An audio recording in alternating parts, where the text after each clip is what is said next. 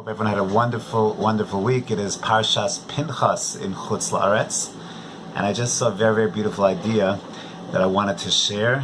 The Torah tells us in this week's Parsha about the Korban Tamid, and these are psukim that we very, very familiar with.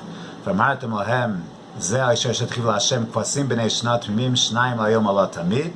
We bring 2 tmidim every single day. Es hakeves echad taseh b'boker, es hakeves hasheni taseh ben arbaim. We bring 1 tamid in the morning, 1 tamid in the afternoon. We have nesachim that go with that tamid. And then the Torah says, Olas tamid ha'asuya bahar Sinai l'reach nichoach yishel Hashem. And this Olas tamid is the same Olas tamid that we brought at Har Sinai. And then the Torah finishes up, V'niskor v'yisahin la'keves echad b'boker ha'sech nesach sheichar laHashem.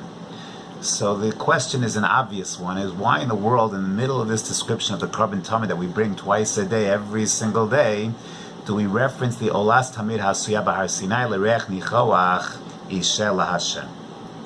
So this question is bothered not only by me, but the Gemara is bothered by this question. When Chagiga Daf Vavman Beis has a discussion, why in the middle of all this do we reference the Ola that was brought at Har Sinai? What exactly is that all about? What is its significance?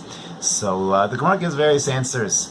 One answer given by the Gemara is that really all that was described at Har Sinai was Ma'aseha Nemru B'Sinai.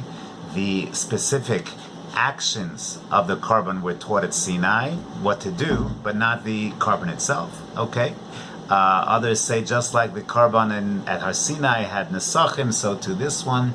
But I saw a friend gives a very different answer. He quotes Rav Yisrael Salant, which is a very, very beautiful answer.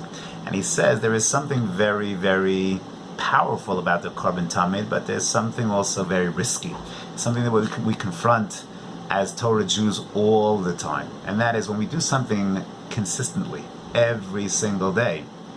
So on the one hand, there's something very, very powerful and meaningful about consistency. Day in, day out, being there, Shachris, Mincha, Mariv, every single morning of Korban Tamid, every single afternoon of Korban Tamid, that daily connectivity is critically important. However, there is a pitfall, there is a downside. What's the downside? The downside is that it becomes rote, it becomes robotic, it becomes the same monotonous thing every day, and we lose our oomph. And therefore, argues Rav Yisrael Salant that in the middle of the psukim describing the Olas Tamid, the Torah emphasizes to us this is not just a daily rote korban. This is the Olas Tamid Ha'asuya Bahar Sinai. This is supposed to link you back to something much more profound and significant. Don't get lost in the monotony of the day-to-day avoda. Realize that this has connectivity to Sinai. This is the same exact korban. Be inspired. Inspire yourself, understand what this really, really is. After all, Har Sinai was a once in a world history event. And there was a korban there, an Olas Tamid, that was there. And this is a recreation of that. This is echoing that. Be inspired. Make it inspiring. Figure out how to make it happen. You can't just have a Har Sinai, because then our memories, unfortunately, are very, very short. You need the day-to-day, but the day-to-day has to be endowed with that inspiration of Kolos Uvrakim.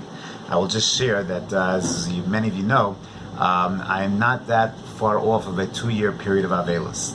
And as an Avel, when you're davening for the Amud every single day, so I took upon myself, obviously this is not the Chidush, but to be makpid to get to Shul on time every single day. There's a Kaddish in the beginning of davening that you want to make sure you get to. And really stay till the very end and leave my tefillin on till the very end, because you have Kadeshim at the end of davening. They say a joke amongst Avelim that the only tefillah that an Avel can kind of relax for is Shabbos Mincha, because the Avel does not get the Amud, Shabbos Mincha, and the only Kaddish is at the end. But you get into the process, into the habit, the good habit of getting to Shul on time and staying till the end, not leaving early, not taking off your tefillin early. So, B'li Neder, I was kabbalah upon myself to keep on doing the same thing. Once you develop good habits, to keep good habits going. But I recall, I think almost daily, that as I leave my tefillin on until the end of the last Kaddish, it harkens me back to my parents, Aleim HaShalom, and it brings me back to where I was in terms of that kind of avoda. And in a certain sense, I believe that's what this idea is really expressing, is that vision of the daily Talmud, which could get rote and monotonous, links us back to Sinai. So the daily tefillah sometimes could become rote, but just remember, Rav Isaacson, remember that a couple of short months ago you were davening for the Yamud every single day, and there was a different kind of tefillah. So link back to that. That was the right way to do it, and perhaps that's this idea. So beautiful message, an important message to think about. I want to wish everyone a beautiful Shabbos.